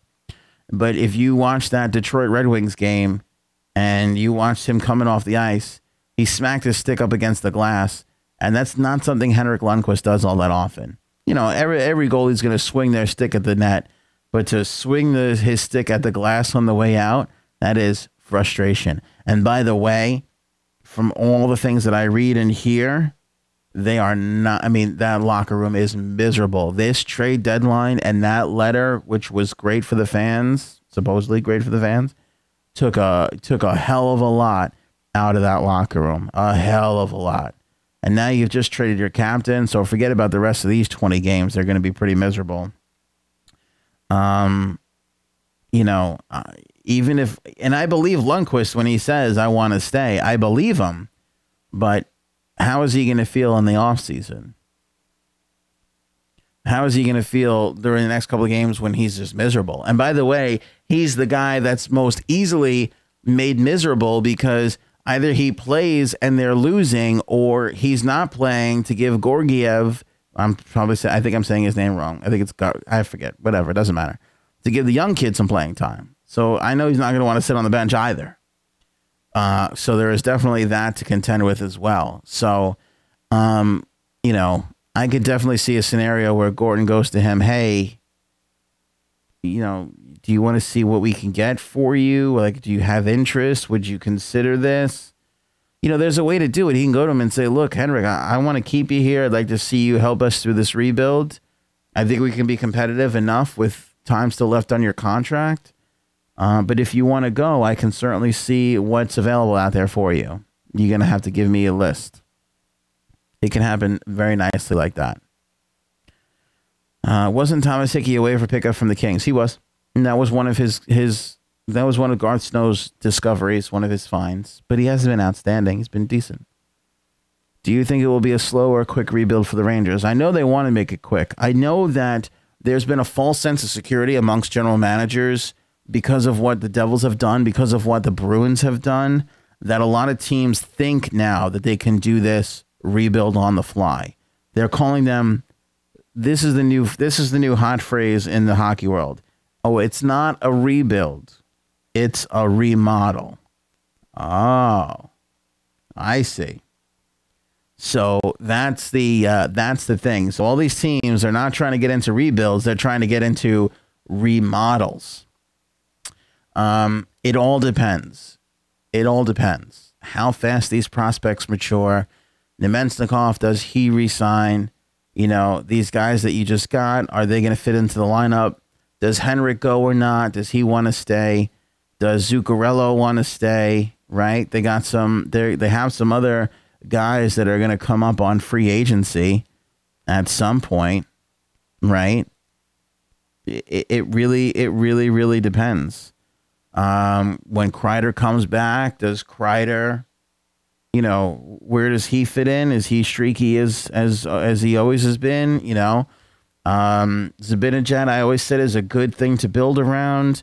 If you're going to consider what this team looks like next year, they got Zuccarello, Kreider, and Zibanejad up at the top, making good money, all signed for next season. Spooner, do you bring him back as a restricted? They'll have the Nemesnikov now. Do you bring him back as a restricted? Does he want to come back? Jesper Fast, where is he at? I don't really, this Pavel Buchnevich has shown flashes. How good is he really? Is he a top 6 forward? He's still young yet. Again, VC, where is he at? Hot and cold a lot of the time. But you got a good, defenseman in Shattenkirk. Stahl, can he regain his form a little bit? And then you got all these young kids from Shea to the O'Gara kid they just picked up. Anthony D'Angelo, I feel like, has been a big disappointment so far in his young tenor. I don't know. It could be a while there. It could be a while. Liz, Lundqvist to Tampa for Vasilevsky. I'd take that trade right now in a heartbeat. That would be the one to make if you're the Rangers. How does everyone feel about the Nemesnikov trade? I feel like the Lightning should have traded a different player. He seemed like a part of the core. We'll see. We'll see what happens. Obviously, Yzerman feeling that the D is a little bit more important. When you look at Pittsburgh, right? When you look at Winnipeg, when you look at Nashville, Vegas, some of these teams you're gonna have to play in the East and in the finals themselves. look at Nashville's defense. Could you imagine a 7-game series that now you feel a lot better going into a Nashville series with Ryan McDonagh in there? You got a lot of offensive power. You also did have a lot of defensive power too. I can't say I disagree with you, Thomas. I don't even know why I'm talking. I can't disagree with you. Toronto needs more defense. North, thanks for joining us. You may have missed, we said this earlier. From what I understand, Toronto very heavily into Mike Green, who declined to go. From what I understand, there was a deal in place, and Mike Green exercised his no move. Dustin, in 2 years, he's retired if he's not traded to a contender. I'm assuming you're talking about Lundqvist? Could be possible. Could be possible. We'll see there. We'll see there. Again, Thomas, I'm on your side as far as the Tampa Bay deal goes, because I don't think that they needed to make this deal. I didn't want to see them mess with the chemistry too much, and they did make it. So, you got to live with it. But I don't know. I guess I have a hard time fighting Stevie Yzerman. He's had a fairly good amount of success so far as a manager, despite not, winning the ultimate prize. He's really put this team in a great position. He's been right about a lot of things. Maybe he's right about McDonagh. Maybe he's right. He was right about Vasilevsky over Bishop. He kept Stamkos. He's done a lot of good things and only had one bad stutter step of a year. Mike Green to Toronto for who? It'll probably be a little while until we find that out. But all I know is that Mike Green was set to go to Toronto. They had a deal in place, or at least close enough to go to Mike and say, will you waive to go to Toronto? And he said, no, I won't. So we'll see. Thomas, I think Spooner's a good player. I think Spooner's a good player too. I think he's a good second to third line player. You want to have good guys like that, but he's not going to certainly get you guys excited. What the Rangers need is that 1-2 punch. The Taves Kane, the Crosby Malkin, right? The Tavares Barzell. They need the 1-2 punch. Who's the 1-2 punch for them? Zibanejad is a 2-punch. That's a 2-puncher. Zibanejad's not a first punch. You need that first punch. Is it the Nemenstikov? I don't know. Who knows? What about the teams that didn't make moves today? Let's hear your thoughts on their positions moving forward. Well, my thoughts on the Islanders. I think they're dead in the water. Not excited about them. My thoughts on Carolina. Didn't make a lot of moves. Florida not making moves. I thought they could have done a little something in there. Let's see. Who else wasn't all that active? Buffalo. Buffalo moved Kane, so they made a move. Boston got Nash, so they made their moves. Toronto. Did Toronto wind up? Oh, Plekanec is as good as not making any moves. Sorry. Okay, talk about one that really puzzles you. Thomas Plekanec to the Toronto Maple Leafs. Again, I don't want to go against Lou here, but consider this. You have Josh Levo, who can't get into the lineup. You have Dominic Moore, who I think is one of the more phenomenal fourth-line players in the league. Premier fourth-line player. And you have Matt Martin, who can't get into the lineup. And you go out and you get Thomas Plekanec? I didn't really get that one. When you desperately need a defenseman. Now, again, no doubt Lou tried. Obviously, we know he tried for Green, and he said no. And there wasn't a ton more defensemen available or out there. Again, I'm sure he tried for Jack Johnson, but as you heard Jormo Kekalainen say, we didn't get what we felt was a return. So we're going for the playoffs. He's going to be a part of the team moving forward. So, there was that part of it. But, a lot of the times these guys try and they just, they fall short, just like you try and win a game and you fall short. Let's see. The Caps. I'm just going over to make sure I didn't miss any of the moves. Have the Caps done anything? I would say the biggest surprise, they grabbed the defenseman, Jarabek, the other day. The Caps didn't do anything. I think the Caps are okay not to do anything. The Flyers weren't all that active outside of grabbing, today? Oh, do ya? Which, again, I think is a solid grab for a team that's looking to go deep. You know, you want that depth. I think a lot of the teams made moves. I'm trying to see who didn't make a move. Pittsburgh made all their moves. Caps didn't really do anything except for the one kid the other day. So the Islanders, Carolina, the Islanders made some, you know, there wasn't technically anybody who didn't make a trade. Did Carolina made one deal, Josh Joris. So that was kind of a sale. Nashville made their moves. Winnipeg, Minnesota made some moves. Vegas made some moves. San Jose, Anaheim. I can't really necessarily count Jason Chimera. Anaheim, I'm going to put in the Islanders category right now. The Stars didn't make a move. Let's put the Stars in the category. Stars are in it. 2 points above St. Louis. Let's talk about this dynamic. The Stars, Calgary, St. Louis. Let's talk about that dynamic for a second. This is interesting to me. The Flames got a waiver pickup and did a trade.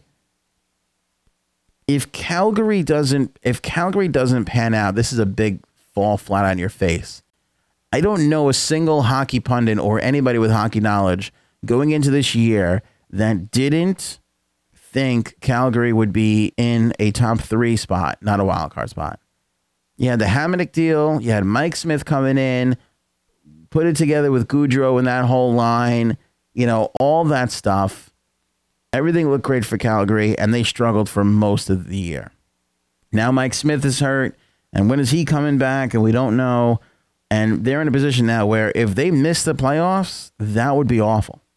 That would be awful for them.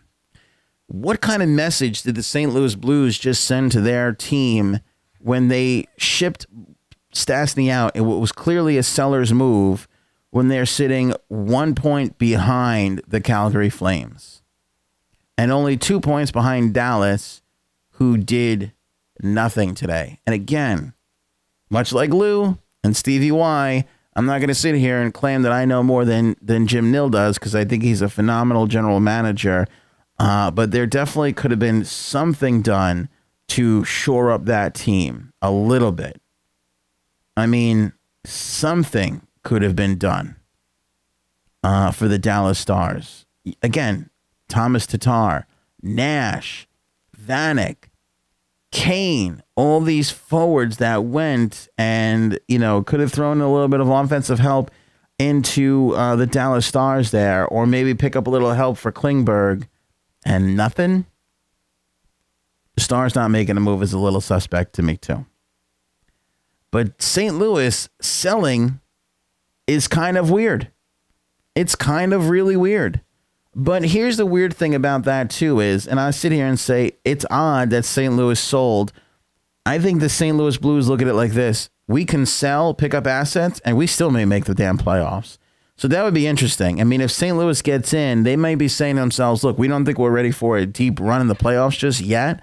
But that being said, you know, we can still make the playoffs, get some of that nice playoff cheese that comes with the first round, and still find yourself in a position to add towards the end of this year. End of this year being in the offseason. The Flames going to pick up. Calgary was pretty quiet.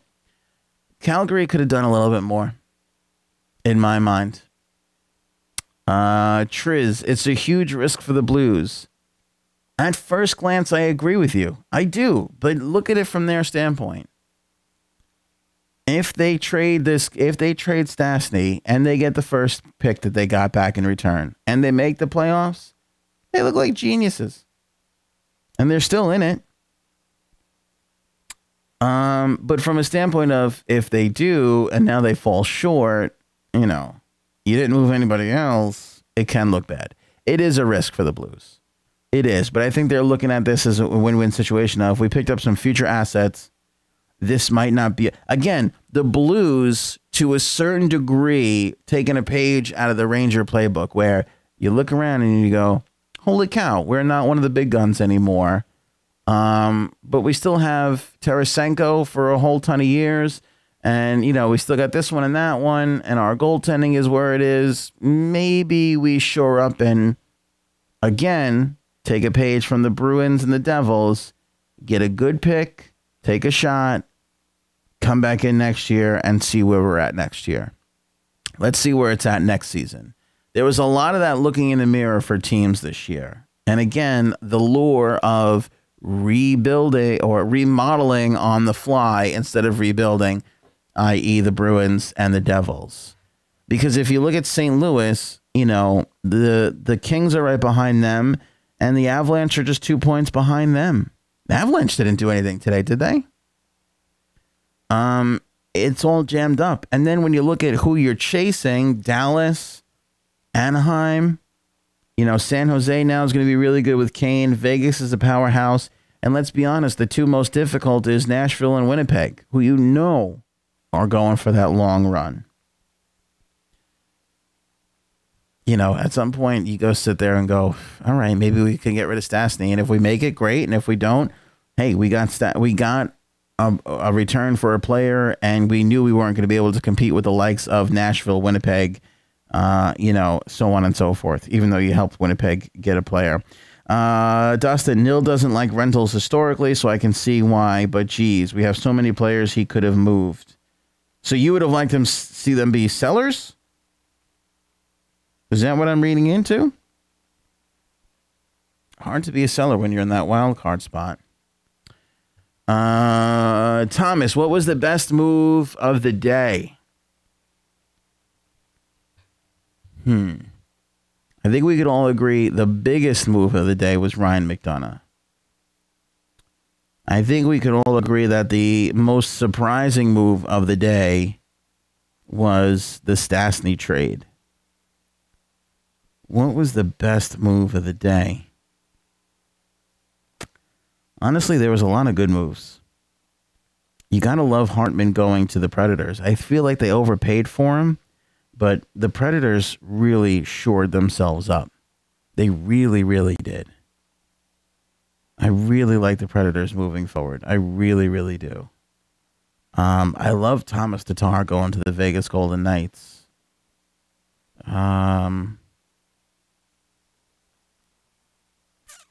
By the way, Patrick Maroon, J.D. Dudick, and a third rounder. So it wasn't Patrick Maroon just for a pick. They got a player. Edmonton got a player back in return. Smart move for Edmonton. Sell what you can. What was the best move of the day?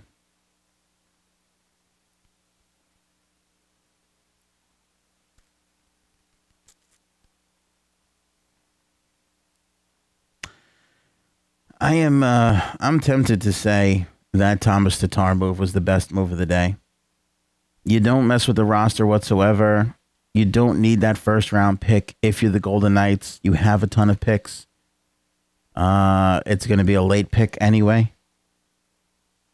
And you spread it out over 3 years. It's a 3-year commitment essentially of what you paid. So I'm going to say that Thomas Tatar was really, as far as efficiency goes, a really good pick. That might be the best deal of the day for me. 16 goals, 12 assists. And on the depressing Red Wings. You know what I'm saying? Imagine this kid, 27 years old, with the speed and the overall just game that Vegas plays. This kid... he could really light it up for Vegas. Really. You got to be excited about it. It's a good deal. Big deal. Biggest deal of the day, Ryan Mcdonagh. Biggest surprise, Paul Stastny. But I think most would agree that the Evander Kane deal was underwhelming. Vanek didn't really go for much. You would have liked to have gotten a pick back in return if you're the Canucks. What the hell are the Canucks going to do with UC Jokinen? The hell is that? UC's time is, come on. And the other ones were fairly minor all around. And they're still trickling in. How about this? Tommy Wingles to the Boston Bruins for a conditional 5th round draft pick from the Chicago Blackhawks. So that might be the official last one to trickle in. Hi, Hockey for Life. Welcome to the show. Make sure you guys are subscribing on YouTube, by the way. I can't reiterate this enough. Subscribe on YouTube to grab the show here. We do 5 live shows a week during the season, and whenever hockey news breaks, we always pop the channel on and talk live hockey. That's the whole purpose of the Hockey Talk Show. That's why we went with the incredibly dumb yet simplistically wonderful name of Hockey Talk Show, because that's what we do, is just talk hockey anytime. We don't have TV, radio, other shows to deal with. We put the damn thing on and we go. Colin, I like this. Negotiation. Answer my question and I'll subscribe. Colin, how do you think the Rangers made out on the Mcdonagh trade? We spent a good amount of time talking about this, Colin. I think the Rangers did just fine on that Mcdonagh trade. As we talked about again, and if for those, I could see a bunch of people that just joined us, we'll recap it again. I like it from the sense of what we didn't know originally was that they have a conditional second-round pick that becomes a first if Tampa wins the Stanley Cup. So that's huge. You could essentially get 2 first-round draft picks and Vladdy Nemesnikov for Ryan McDonagh. Massive. Massive. Especially if you re-sign Nemesnikov and they, win the Stanley Cup. And now if they don't win the Cup and Nemesnikov walks, okay, not so great. But, I think the Rangers have enough swagger in their game to convince, somebody like Nemesnikov to stay here. And Nemesnikov, Zibanejad, Zuccarello. Now we got a little, you got a little something cooking here. I'd like to see some more size. They're obviously going to have some other elements, but if you can sell him on, look who we have, look who we've built, look at the amount of prospects we have, the amount of draft picks we have. Stick around year 3 or 4. We're going to be outstanding. The Rangers overpay everybody, so they'll overpay Nemesnikov if he wants it. And it could be a slam dunk for them.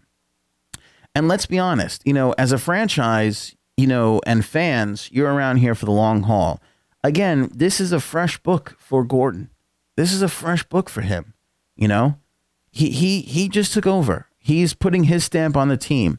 He's telling everybody, I want to build this team the way I want to build it, not continue to slap Band-Aids on what the previous administration built, on what Glenn Sather put together.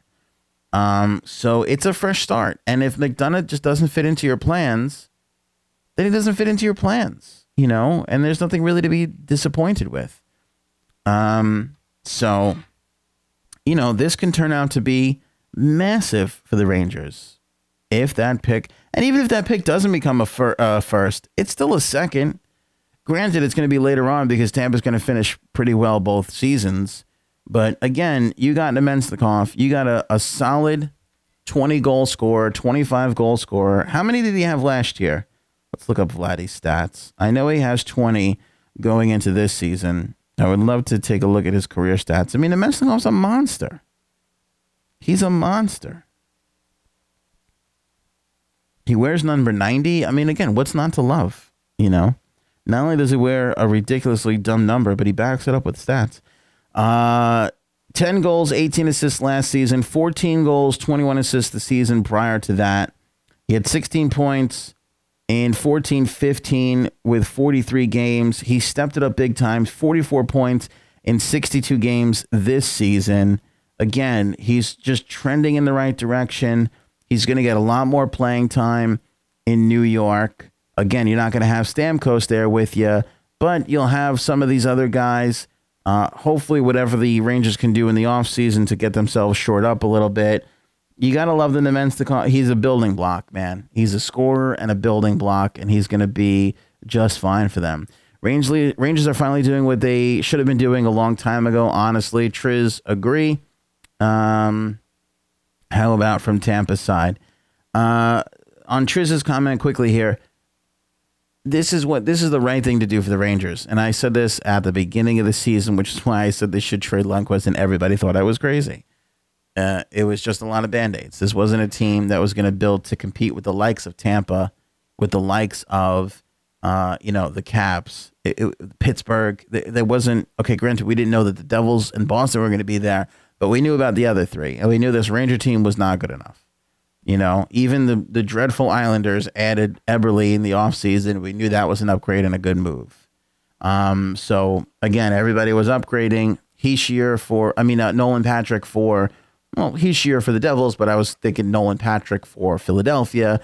You know, so everybody was adding, and the Rangers really hadn't. So, you know, they definitely needed to be doing this. So I think it's a good thing for them. I know it hurts now, but again, unless Gort and Scarth Snow, you might be able to get back into this, you know, sometime before we're all dead and gone. From Ground Zero, and I hope you guys are all subscribing here on YouTube. We got a lot of new viewers here, which I really do appreciate. Tampa, I think, wins in this deal too, because again, like I said, you don't care that you gave up 2 firsts and the Mcdonagh if you win the cup. If McDonagh is that final piece that you need to win the cup, then great. I never thought that they needed to get him. I thought their defense was just fine. I thought they were good to go. Thanks for the subscription, my man. But again, I'm not going to argue with Stevie Y. If he's looking at this team and he's evaluating and he's saying to himself, our D, as good as it is just not good enough, then that's what he needs to do. Hedman was hurt. Maybe he doesn't want to throw Hedman out there for 29 minutes a game. Maybe he wants to pare Hedman down to 22 minutes a game. Maybe he sees McDonagh as an opportunity to do that without losing him. You know what I'm saying? Like, we don't really know.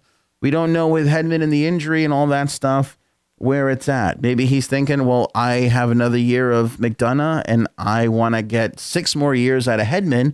So let me bring in somebody here, take a little bit of weight off his shoulders, and I'll on the back end of Hedman's career, it'll pay off for me because I won't be riding this horse as hard as I would have if I didn't have that other really good top defenseman in here. So, you know, I think that one is sort of a win-win trade for everybody, especially if McDonagh is what the Tampa Bay Lightning need to put themselves over the top. And again, consider this. You have 2 cracks at a cup now with Ryan McDonagh that you don't have to worry about. You have 2. That's pretty good. I mean, if you're a Tampa Bay Lightning fan, you got to be excited about those odds. My GM went out and got me this killer defenseman and gave my team 2 chances to win with him before we have to worry about putting his name on a dotted line again. Very much hoping Hartman to Nashville is a rental. As a Hawks guy, I truly like Hartman. I thought that the Predators, in a rare move for David Poile, actually overpaid for Hartman. I like his game too. I know he's hovering around the 20 goal mark for this season, right? If I'm not mistaken, he's kind of there. Hartman's close. Let me get his stats up here. It's that weird time where you don't know if he had to go to Chicago to see his numbers or Nashville. You don't know if he was moved over in the system yet. He's at neither. He's at neither. Yeah, I was just looking him up before. I think he was somewhere around 20 goals for this season.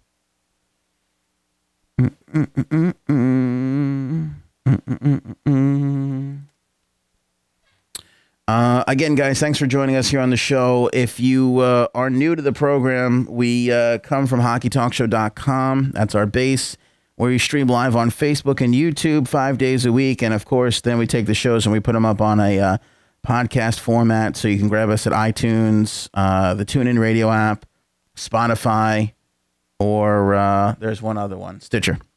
We're available on Stitcher as well, if that's where you want to go to listen to the show instead of watching it. This way you can still enjoy the show in your car or at the gym or whatever it is you're doing. Okay, I was way off. He's got 8 goals and 17 assists for the year, so 25 points. So he's got 25 points. He scored 19 goals last season. It was the 16-17 season. He had 19 goals. So, again, you know, young player, good team with the Blackhawks, 19 goals, 12 assists, 31 points in 76 games, so a point every other game type of player. Not bad in that crowded field that is the Chicago Blackhawks. Obviously, he's going to get a little bit more of an opportunity. Obviously, the kid's got a little bit of sandpaper to him as well. You know, 6 foot tall, 181, not the hugest player in the world, but he's got a little grit, a little bite to his game. I think he slots in and gives this Predators team a little bit of help. You know, obviously he's fallen off a smidge from the 19 goals, a couple more assists, still around a point every other game kind of a player. And a decent face-off man, actually, now that I look at it, 46% this year. But the Blackhawks stink this year, so keep that in mind. Hartman is a good player and is going to help out this team. Is he worth a first and a couple of the other? They gave away a couple of things for him. I just thought it was a smidge too much. A prospect and a fourth, a first, a fourth, and a prospect, and they got a fifth back with Hartman. So, you know, a little bit too much. Omar, welcome in. Hope you're subscribed there on YouTube. Remember, guys, subscribe on YouTube, and don't just subscribe, but you got to hit that little bell for the notifications, because when we pop up live, as we did on Saturday, because of some of the deals that were going on, or was it Sunday? Whenever we go live, you want to be notified so you don't miss out on the show. We don't have a regular schedule like this time at this day. We come on when there's news, when the news breaks, but we do a show every day during the week. So you got to get the notifications. So make sure you're hitting that bell. Overpaid for Tatar. Initially, I get how one might think of that, but again, those picks are spread out. Thanks for subscribing, Omar. Appreciate it, brother. Those picks are spread out. So again, if you're Vegas, it's a first this year, which is going to be the 27th, 28th pick. You know, it's a second next year, and it's a third in 2021. So it is a lot at front, but it's like a payment that's spread out over time. And Vegas has so many picks anyway. You know, they're still going to have a whole slew of picks going into this season. So I'm not worried. I thought it was more than what George McPhee would have given away. But granted, you know, not all that bad. All right, so they don't have a first going into this season. It was going to be low anyway. They have a second now. They have 2 fourths, 2 fifths, and 2 sixths. So even though there's 6 picks in the 4th, 5th, and 6th round, they still have 7 picks for this season. Right? Still 7 picks for this season. Even if you kept all your picks, you would still only have 7 picks. Granted, you're picking in the first round. But again, for Vegas, you're picking 27th, 28th, 29th anyway. So the first sounds flashy, and Chicago needs it in return, because they definitely need it in this case. But when you're the buyer, you can sell your picks better, because you should be, you know, finishing higher in the stands. So when you look at it from that way, I see where McPhee's going with this. Not all that bad. He sells a second for next year. Guess what? They got Columbus and the Islanders second next year. So you're really not losing all that much. You still have 2 picks in the 19 draft. You have 3 picks in the 3rd round of the 19 draft. And you have Montreal's 5th round pick in the 19 draft. So they have their own first. So 1, 2, 3, 4, 5, 6, 7, 8, 9, 10. They have 11 picks in the 2019 draft. So you still can spend more of those picks and not really lose anything. And they have all their own picks in the 2020 draft, plus Dallas and Pittsburgh's 2nd round picks. So picks wise, they're set. You know, when you look at it from that sort of standpoint, yeah, it's a first. Yes, it's good for Chicago. They're going to need a first, but it is still the 27th, 28th. How does that really help the Vegas Golden Knights going into this season? Now, here's a great question from Omar. Realistically, don't you see Hartman on the 3rd line? Let me take a look. Let me think about this. Obviously, Smith, Carlson, Marchessault, there's your top line, right? Perron and Neal have been great together, and Holla in the middle, good. So, yes, I do. He does wind up slotting in on the 3rd line somewhere. I don't know who moves. Probably Carpenter, I would guess. Eakin, Tuck, and Hartman. It's not awful. Look, there's worse problems to have. Is 3 picks a lot to give up for a 3rd line player? Typically, yes. But when you're setting out to do what the Vegas Golden Knights are setting out to do, which is win a cup in their first year of existence, you're in Vegas. Do as Vegas people do. Roll them dice a little bit, man. roll them dice a little bit, especially when you have the currency to do it, which is those draft picks, which they have plenty of. I would have liked to have seen a little bit, maybe. No, that's it. I'll take it back. I was going to say something for the sake of saying something, which didn't really need to be said. Vegas is scary. I was going to say maybe they could have upgraded on their defense somewhere. Maybe somewhere on their D they could have upgraded, but honestly, McNabb's been great. Schmidt has been bars down, hands down. He goes bar down sometimes. Hands down, one of the best puck-moving defensemen ever. Caps should be kicking themselves for giving up on him. Shea Theodore with his ton of upside. England's the local kid who brings it all together. Local guy who brings it all together. And Colin Miller and Spiza have been great rounding it out. Spiza, you could have made a move to improve that position there. Maybe you could have made that argument. Who knows if they didn't try, you know? But again, and I'll say this, and we'll wrap it up with Vegas on this talk. The talk today, the big discussion today was Erik Karlsson to the Vegas Golden Knights. We know that Pierre Dorian and George McPhee spent a big chunk of today talking about that deal because Vegas can take on the Bobby Ryan contract, bury it in the minors, pay him the $7 million, keep it off the cap, but still pay it to him. He's got to get paid. But it doesn't have to affect your cap. You can bury a bunch of it in the minors, and now you have Erik Karlsson. So, you know, that could have taken a majority of the day, and they could have just flat out never really got there, you know? So maybe that was the idea, to bring 65 in and let Spiza sit and become your seventh defenseman. But maybe they just, you know, they ran out of a little bit of clock. Maybe he didn't want to give up as much, you know? Maybe he knew he wanted to bring Tatar in to help out that offense and didn't want to spend those picks elsewhere. Maybe Dorian was asking for way too many picks. We all know what was paid in the Colorado deal for Duchesne. Obviously, that's Dorian's mindset. He wants a lot. So maybe that's part of the reason why he didn't get moved today. Jacob, new to the show. Thanks for the hockey talk. Great stuff. Make sure you're subscribed on YouTube. That is super important. And if you're watching on Facebook, subscribe on YouTube too. And like our page on Facebook. And follow us on Twitter. As you can see in our lower third here, we are at Hockey Talk Show on Twitter, Facebook, and Instagram. We also do take calls on the show. On occasion, it's so much easier for people to chat. I get that.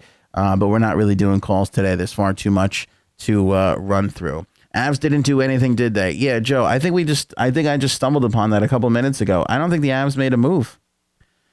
I'm a little surprised by that. I'm a little surprised. I understand Sakic's willingness. You know, he got a big haul back for Duchesne. He's got his young guys. He's playing his young guys. They made a good run at it for a little while. They fell short. They obviously have a little more to go in their rebuild/remodel process. But clearly they stood pat and didn't really want to give up too much. I wouldn't consider them necessarily sellers, being in the position that they're in. You know, I wouldn't necessarily say that the Colorado Avalanche are sellers, even though they're going to miss. There's not a lot that they can literally sell. Let's look at their upcoming free agents. I mean, Blake Comeau is their only real unrestricted free agent. Gabriel Bourque as well. Not to sound like a jerk, for lack of a better term, who really cares? Blake Comeau's not going to bring in a ton of interest either. Although I do think he is a very talented fourth line player. I know he's gotten some more time recently with the Avs. You're not getting rid of McKinnon. You're not getting rid of Landeskog. Soderberg is obviously there to stay. Colin Wilson looks like he's there to stay.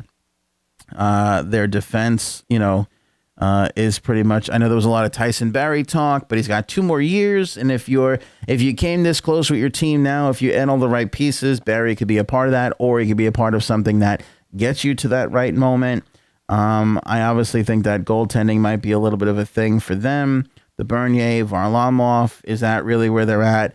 Varlamov has another 5.9 left on his deal for next season, and Bernier is a UFA. But from what we understood, and he's got the injury, he wasn't necessarily available. So they got Mark Alt on waivers. That is true. I did see that. So they did make one move. I wonder if there was a team that didn't make flat out any moves, whether it was waivers or trades.